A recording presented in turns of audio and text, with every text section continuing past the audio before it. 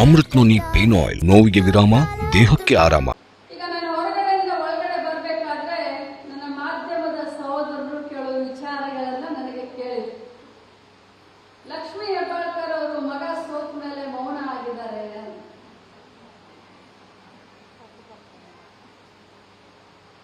ಲಕ್ಷ್ಮೀ ಹೆಬ್ಬಾಳ್ಕರ್ ಒಬ್ಬ ತಾಯಿ. ನಿಮ್ಮ ಮಗನ ಮಕ್ಕಳ ಭವಿಷ್ಯಕ್ಕೆ ತಾವೆಲ್ಲ ಹೋರಾಟ ಮಾಡ್ತೀರಾ? ನಿಮ್ಮ ಮಕ್ಕಳ ಭವಿಷ್ಯ ಉಜ್ವಲ ಆಗಲಿ ಅಂತ ತಾವೆಲ್ಲ ವಿಚಾರ ಮಾಡ್ತೀರಾ? ಯಾರು ವಿಚಾರ ಮಾಡ್ತೀರಾ? ಕೈ ಎತ್ತಿ. ಒಬ್ರು ಕೂಡ ಕೈ ತೆಳಗಿಲ್ಲ. ಹಾಗಾದ್ರೆ ಲಕ್ಷ್ಮೀ ಹೆಬ್ಬಾಳ್ಕರ್ ಮಗನ ಭವಿಷ್ಯ ಉಜ್ವಲ ಆಗಲಿ ಅಂತ ವಿಚಾರ ಮಾಡೋದು ತಪ್ಪ.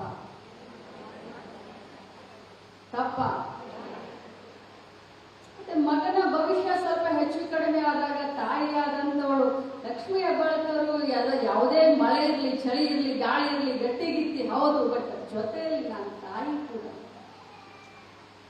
ನಾನು ಒಬ್ಬ ತಾಯಿ. ಮಕ್ಕಳು ಬಿದ್ದಾಗ ಸಂಕಟ ಆಗುತ್ತಲ್ಲ, ಆಗ್ಬಾರ್ದು. ಆಗ್ಬಾರ್ದು. ಲಕ್ಷ್ಮೀ ಹೆಬ್ಬಾಳ್ಕರ್ ಸಂಕಟ ಆಗಿದೆ. ಆ ಸಂಕಟ ಆಗಿದೆ ಅಂತ ಕೈ ಕಟ್ಟಿ ಕೂತ್ಕೊಳ್ಳುವಂತ ಜಾಯಮಾನ ಕೂಡ ಲಕ್ಷ್ಮೀ ಹೆಬ್ಬಾಳ್ಕರ್ದಿಲ್ಲ. ಆದ್ರೆ ಬಿದ್ದು ನಮ್ಮ ಮೀಸೆ ಮಣ್ಣಾಗಿಲ್ಲ ಅಂತ ಹೇಳುವಂತ ಬೇಜವಾಬ್ದಾರಿಯ ಹೆಣ್ಮಗಳು ಲಕ್ಷ್ಮೀ ಹೆಬ್ಬಾಳ್ಕರ್ ಅಲ್ಲ. ಸೋಲನ್ನ ಗೆಲುವನ್ನ ಸಮಾನವಾಗಿ ಸ್ವೀಕಾರ ಮಾಡಿ ಬಹಳಷ್ಟು ದೂರ ಮುಂದುವರಿಯೋದಿದೆ. ಭವಿಷ್ಯ ಬಹಳಷ್ಟು ದೊಡ್ಡದಿದೆ. ಈಗ ಬರೀ 29 ವಯಸ್ಸಿನ ಮಗ, ಇನ್ನು ಬಹಳ ದೂರ ಹೋಗೋದಿದೆ.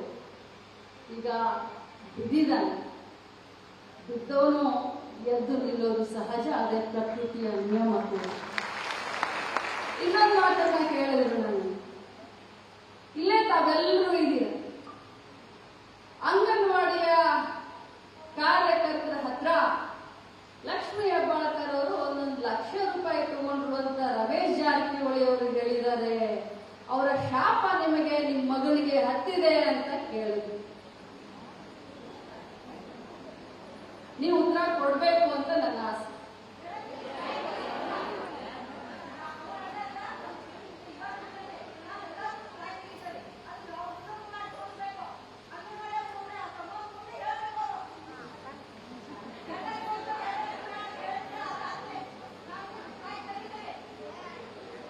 ಯಾರ ಹತ್ರ ದುಡ್ಡು ತಗೊಂಡಿದ್ದೀನಮ್ಮ? ಈ ಲಕ್ಷ್ಮೀ ಹೆಬ್ಬಾಳ್ಕರ್ ಗಳಿಸಿದಕ್ಕಿಂತ ಕಳ್ಕೊಂಡಿದ್ದೇ ಜಾಸ್ತಿ. 1 ಅಂದ್ರ, 2 ಅಂದ್ರ, 3 ಅಂದ್ರ, ಮಾನ ಮರ್ಯಾದೆ ಎಲ್ಲ ಹರಾಜಾಕಿದೆ. ಆದ್ರೂ ಕೂಡ ಯಾವುದಕ್ಕೂ ಜಗ್ಲಿಲ್ಲ, ಯಾವುದಕ್ಕೂ ಬಗ್ಲಿಲ್ಲ. ನಮ್ಮ ವೈರಿಗಳ ಕಡೆ ಅಸ್ತ್ರನೇ ಆರೋಪ. ಆದ್ರೆ ಪ್ರತಿಯೊಂದು ಆರೋಪಕ್ಕೆ ಉತ್ತರ ಕೊಟ್ಕೊಂಡು ಹೋದ್ರೆ ನಮ್ಮ ಅಭಿವೃದ್ಧಿ ಕೆಲಸಗಳು ಕುಂಠಿತ ಆಗ್ತವೆ. ಅದಕ್ಕೆ ನಾನು ಹೇಳೋದಿಷ್ಟೇ, ನೀವೆಲ್ಲ ನಮಗೆ ಶಕ್ತಿ. ನಾವು ಸಲಹಿದ ಕೈಗಳು ನಮ್ಮ ನೋವಿಗೆ ಸ್ಪಂದಿಸಿದಾಗ ಆಗುವ ಸಂತೋಷ. ಅಮೃತ್ ನೋನಿ ಪೇನ್ ಆಯಿಲ್, ನೋವಿಗೆ ವಿರಾಮ, ದೇಹಕ್ಕೆ ಆರಾಮ. ಇವತ್ತು ನಿಮ್ಮೆಲ್ಲರ ಸಹಕಾರ ಇಲಾಖೆಗೆ ಮುಖ್ಯ. ಇಲಾಖೆಯ ಮಂತ್ರಿಗೆ ನೀವೆಲ್ಲ ಸ್ಫೂರ್ತಿ ಅಂತ ಬಹಳ ಗಟ್ಟಿ ಧ್ವನಿಯಲ್ಲಿ ಹೇಳಲಿಕ್ಕೆ ಬಯಸ್ತೇನೆ. ಯಾರೇ ಎಷ್ಟೇ ಆರೋಪಗಳನ್ನ ಮಾಡಿದ್ರು ಕೂಡ ಶ್ರದ್ಧೆ, ಭಕ್ತಿ ಇಂದ ಕೆಲಸ ಮಾಡೋಣ. ಮುಂದಿನ ದಿನದಲ್ಲಿ ಇಡೀ ದೇಶದಲ್ಲಿ ಕರ್ನಾಟಕ ರಾಜ್ಯದ ಮಹಿಳಾ ಮತ್ತು ಮಕ್ಕಳ ಅಭಿವೃದ್ಧಿ ಇಲಾಖೆಯನ್ನ ಒಂದು ಮಾದರಿ ಇಲಾಖೆಯನ್ನ ಮಾಡಲಿಕ್ಕೆ ನಾನಂತೂ ಕಂಕಣಬದ್ಧವಾಗಿದ್ದೀನಿ. ಎಲ್ಲರೂ ನಿಲ್ಲಬೇಕು ಅನ್ನುವಂಥ ಒಂದು ಕೋರಿಕೆಯನ್ನ ನಾನು ಮಾಡಿಕೊಳ್ತೀನಿ. ಬಂಧುಗಳೇ, ತಾವೆಲ್ಲ ಇಲ್ಲಿವರೆಗೆ ಕೆಲಸ ಮಾಡಿದ್ದೀರ. ಕರೋನಾ ಸಂದರ್ಭದಲ್ಲಿ ತಾವು ಮಾಡಿದಂಥ ತ್ಯಾಗ ನಾವು ಮರೆಯಲಿಕ್ಕೆ ಸಾಧ್ಯ ಇಲ್ಲ. ಆದರೆ ನನ್ನ ಒಂದು ಭಾಷೆ ಇನ್ನು ಉಳಿದಿದೆ, ನಿಮ್ಮ ಗೌರವದ.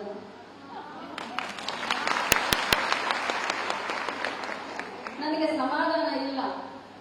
ಗೃಹಲಕ್ಷ್ಮಿ ಕೊಟ್ಟಿದ್ದೀನಿ, ಸ್ಮಾರ್ಟ್ ಅಂಗನವಾಡಿಗಳನ್ನ ತರ್ತಾ ಇದ್ದೀನಿ, ಸ್ಮಾರ್ಟ್ ಮೊಬೈಲ್ನ ಕೊಟ್ಟಿದ್ದೀನಿ, ಗೌರ್ಮೆಂಟ್ ಮಾಂಟೆಸರಿಗಳನ್ನ ಮಾಡಲಿಕ್ಕೆ ಪೀಠಿಕೆ ಹಿಡಿದಿದ್ದೀನಿ.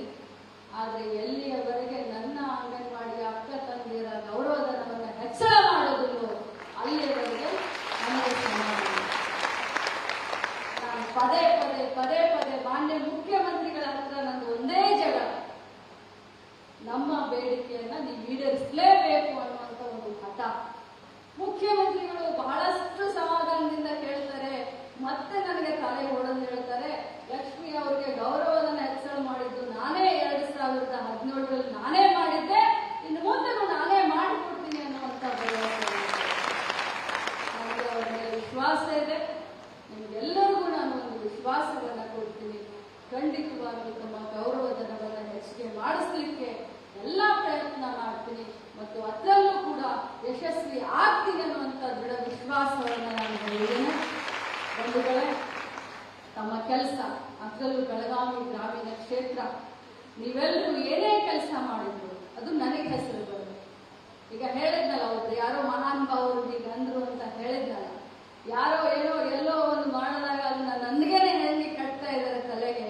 ಹಂಗೆ ಬೆಳಗಾವಿ ಗ್ರಾಮೀಣ ಕ್ಷೇತ್ರ ಇದನ್ನ ನಾನು ಜಿಲ್ಲಾ ಮಟ್ಟದಲ್ಲಿ ದೊಡ್ಡದಾಗಿ ಮಾಡಬಹುದಾಗಿತ್ತು. ಆದರೆ ಇಲಾಖೆ ಮಂತ್ರಿಯಾಗಿ ಇವತ್ತು ಬೆಳಗಾವಿ ಗ್ರಾಮೀಣ ಕ್ಷೇತ್ರದ ನೀವೆಲ್ಲರೂ ನನಗೆ ವೋಟ್ ಹಾಕಿದ್ದಕ್ಕೆ ನಾನು ಮಂತ್ರಿಯಾಗಿದ್ದೀನಿ.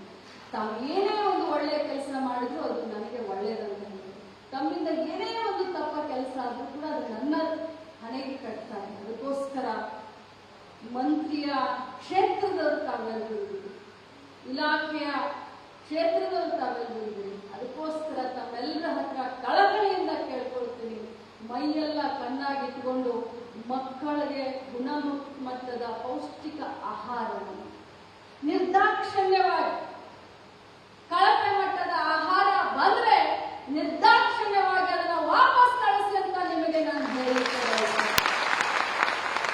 ಮಕ್ಕಳ ಆರೋಗ್ಯದ ಜೊತೆ ನಾವು ಚೆಲ್ಲಾಟ ಆಡೋದು ಬೇಡ. ನಾನು ಇಡೀ ರಾಜ್ಯದಲ್ಲಿ ಎಲ್ಲ ಕಡೆ MSPTCಗಳಿಗೆ ಭೇಟಿಯನ್ನ ಕೊಡ್ತಾ ಇದ್ದೀನಿ.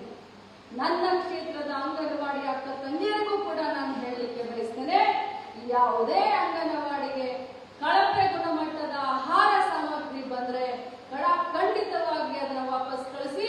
ಆ ರೀತಿ ಬಂದ್ರೆ ಅದಕ್ಕೆ ನಾನು CDPOನ ತುರಂತಾಗಿ ಸಸ್ಪೆಂಡ್ ಮಾಡ್ತೀನಿ, DD ಅವ್ರನ್ನ ತುರಂತಾಗಿ ಸಸ್ಪೆಂಡ್ ಮಾಡ್ತೀನಿ. ಅದಕ್ಕೆ ಅವ್ರಿಗೆ ಹೇಳಿದ್ದೀನಿ, ಪ್ರತಿ ತಿಂಗಳ ತಾವು ಆಹಾರದ ಗುಣಮಟ್ಟವನ್ನ ಚೆಕ್ ಮಾಡ್ತಾ ಇರಬೇಕು ಅಂತ.